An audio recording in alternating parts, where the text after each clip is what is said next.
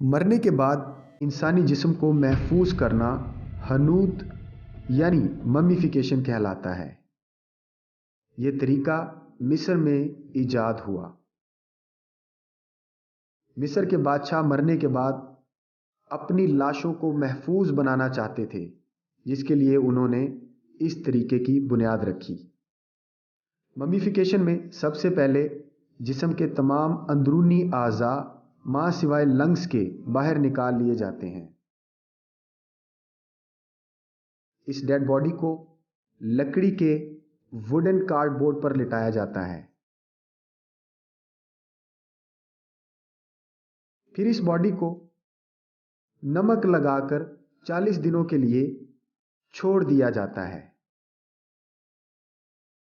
यह नमक 40 दिनों में इस बॉडी की तमाम नमी ज़ायल कर देता है। 40 दिनों के बाद इस नमक शुदा बॉडी को खुशबूदार तेल और दरख्तों का गूंद मिक्स करके मला जाता था।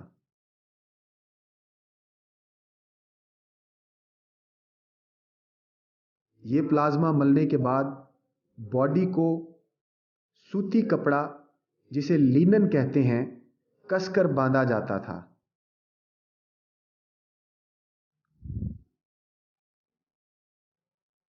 और इस तरह यह हनूत यानी ममीफिकेशन मुकम्मल हो जाती है। मिस्र के फिरौनों के जिस्मों के लिए एक खास उड़ने वाला परिंदा एक खोल में कैद करके सीने के दाएं तरफ ऊंचा करके लगाया जाता था, जिससे उस मम्मी की पहचान की जाती थी।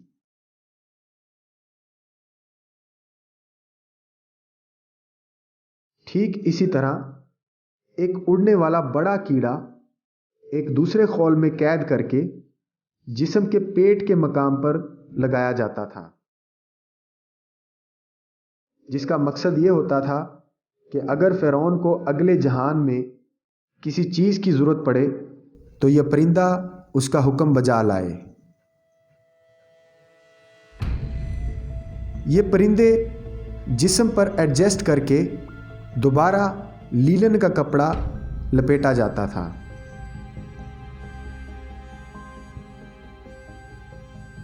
इस मम्मी को मज़ीद महफूज बनाने के लिए थोड़ा फासला देकर लीलन की मज़ीद पट्टियाँ मजबूती से कसकर बांध दी जाती थीं।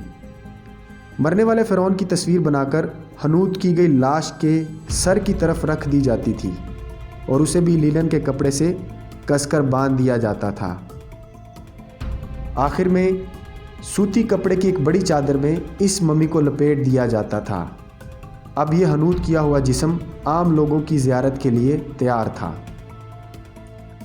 कुछ फिरौनों की मम्मी की गई लाशों को मज़ीद लाल कपड़े में लपेट दिया जाता था, जिस पर उस फिरौन की पैदाइश से लेकर मौत तक की कहानी और दोबारा जी उठने की तस्वीर की सूरत बनाई जाती थी। ये तमाम काम सोने से किया जाता था। इस गोल्ड वर्क से मरने वाले फिरौन की अजमत जाहिर की जाना मकसूद होता था। इसी लाल रंग के कपड़े में लिपटी हुई मम्मीज़ में से एक मम्मी अराक्लीदस नामी फिरौन की है और ये मम्मी गेटी म्यूज़ियम कैलिफोर्निया में नुमाइश के लिए रखी हुई है। वीडियो को लाइक करें, शेयर करें, चैनल को सब्सक्राइब करें और बेल आइकॉन पर ज़रूर क्लिक करें। बहुत शुक्रिया।